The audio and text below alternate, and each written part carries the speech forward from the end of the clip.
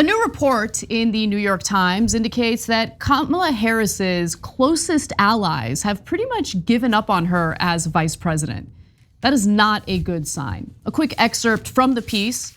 The painful reality for Harris is that in private conversations over the last few months, dozens of Democrats in the White House, on Capitol Hill, and around the nation, including some who helped put her on the party's 2020 ticket, said she had not risen to the challenge of proving herself as a future leader of the party, much less the country. Even some Democrats, whom her own advisors referred reporters to for supportive quotes, confided privately that they had lost hope in her. And to be quite honest, I haven't really seen much of Kamala Harris during the administration.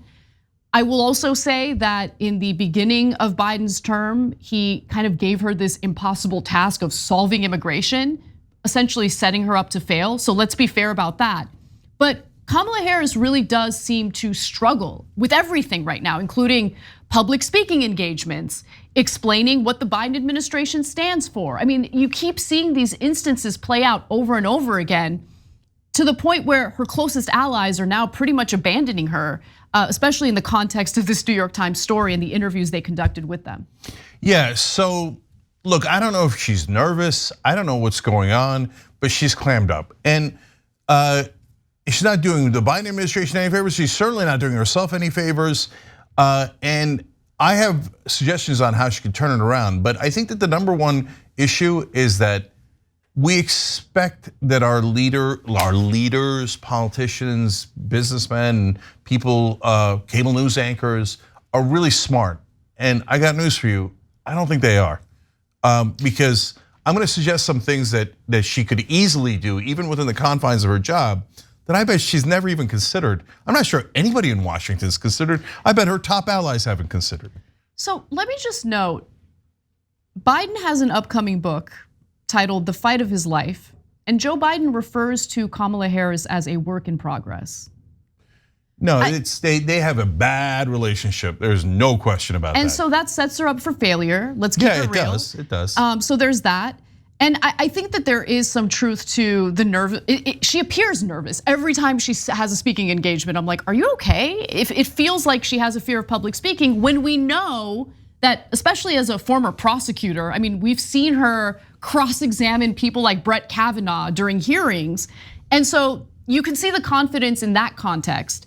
But today, when you see her at public events, it's actually kind of shocking how she seems incredibly uncomfortable, nervous. Now, according to the New York Times, Harris chose to avoid the media for an entire year after the disastrous interview you're about to watch, in which she could not answer whether or not she had been to the border. So here's that moment. Do you have any plans to visit the border? I'm here in Guatemala today. At some point, we are going to the border. We've been to the border. So this whole thing about the border, we've been to the border. We've been to the border. You haven't been to the border. And I haven't been to Europe. And I don't understand the point that you're making. Yeah, I mean, no, I haven't been to the border because guess what? Policy making doesn't require you to be in the exact place. What's gonna happen if I visit the border? What new information am I gonna get out of that, right? I mean, I would have been dismissive of the question and I would have moved forward with what the Biden administration intends to do, what their ideology is when it comes to immigration, how it allegedly differs from the Trump administration, even though he extended a lot of the Trump era anti-immigration policies. But nonetheless, I mean, after that, she just decided, I'm not gonna do interviews for a full year. Now, last year, the Biden administration apparently tried to pull a similar move on Kamala Harris, similar to her basically being like the person to solve immigration. They had her, or wanted to assign her as the person who deals with the baby formula shortage. And she's like, no, she apparently declined. And I think that was the right move. Yeah, so that's actually a perfect case for what I'm gonna say. So number one, just to again say, it's not like she's not in a difficult position. First of all, the vice president has no power, that makes it difficult to begin with. Number two, Biden picked her, but then weirdly decided to ambush her as his own vice president. It's almost Trumpian minus the violence, right? Go do the unsolvable immigration problem. Baby formula, everybody hates that we're out of baby formula. You're a woman, go stand in front of some new shipments, okay? And there's a little bit of sexism in there, plus you go handle another nuclear problem and make it seem like it's your problem, not my problem. And real quick, let me jump in. These are problems that require congressional legislation. When you talk about the baby formula shortage, that was a result of Abbott Industries, okay, the top producer of baby formula, not investing in its own company to basically improve or fix the machinery that they had there, which is why the baby formula ended up being tainted with bacteria and it killed literal babies in the country as a result. So it's to say, hey, Kamala Harris or one person in the executive branch deal with this is ridiculous. Of course that sets someone up for failure. I hear you, and what's even harder is if Kamala Harris came up with a plan to blame Abbott Industries because it's correct, my guess is the Biden administration would have tackled her and said, that is a beloved corporation. We can never cross them. Remember, they're our bosses. So, well, then now you're even further bound. Now, but at the same time, her supporters can't help themselves. They always make arguments about racism and sexism and historic this and historic that, whether it makes sense or not. Like one of her former staffers is like, she's 5'2".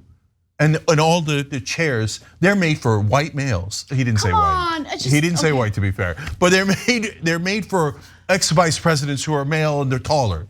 Dude, don't complain about that. That's insane, okay? Then you look stupid and petty, okay? Who cares about the chairs? That's why she can't do her job, because of the chairs. So look, we're the fairest show in America. We're telling you what the issues are. So what, now to be further fair, let's be constructive. What could Kamala Harris do, but that she's choosing not to do? As always, two things. One is rhetoric, the other is substance. So for example, we're gonna show you later in the show on a different topic, on the issue of immigration, Maxwell Frost, the youngest congressperson ever in American history, did a great job of questioning people in his first hearings. And he said, hey, he asked the officials in charge, hey, has the border policy changed between Trump and Biden? I mean, this is what we say on the Young Turks all the time, right? And the answer is, no, of course it hasn't. Can people just walk into the country? Do we have an open border? No, of course not. No, the enforcement is the same exact thing as it was under Trump. Oh, that wasn't hard, was it? Why didn't Kamala Harris do that? It's so simple. So immigration is a tough thing to solve, but you can go out there and be like, it's the same policy. Every Republican who says that it's an open border policy is lying, and Lester Holt, you should check them and say this is totally unacceptable. Stop lying to the American people about what the actual policy is. By the way, also stop lying to the immigrants who are getting hope because they think that it's an open border because Republicans are lying to them, okay? And it's driving up illegal immigration because of Republicans. Come on, guys, this is not hard. Maxwell Frost just showed it to you. What is he, 29, 13? If he can do it, Kamala Harris, you can do it, okay? And then on the substance, come up with a plan. Okay, so you say, one thing I can't stand about this New York Times piece is normal mainstream media, like, oh my gosh, she is so animated about abortion. What does that mean? That doesn't mean anything. So she really cares about that issue. And how does she show that? So here's how I would show it. I would come up with a proposal, right? And here's how we could fight for women's rights. And I would go pitch that to the president. And then I'd pitch another proposal and another proposal until they said, hey, good one, and they say, hey, Mr. President, can I please go campaign on your behalf in the Democratic Party in all these places? And if she had done that, when we won on a choice in places like Montana and Kansas and Kentucky, then she would have gotten credit for it, right or wrong, right? But if you sit on your ass on your chair that's too high and don't do anything, that's when people are gonna say, I guess she's not cut out for the job because I haven't seen her do a goddamn thing. And that part is totally correct. Here at TYT, we work to cut through all the establishment media's biases and bring you the news from a factual and progressive viewpoint. Now allow me to introduce you to Ground News, a new tool that you can use to stay informed on what's really going on around the world. Ground News doesn't just bring you the information, it also provides you with an easy to use rating system that measures each article's political leanings, factuality, and gives you complete transparency on who owns the news that you're reading. Like today, I was on their site and I saw an article about some improvements in the ozone layer. And I was a little skeptical because good news about the climate is pretty rare these days.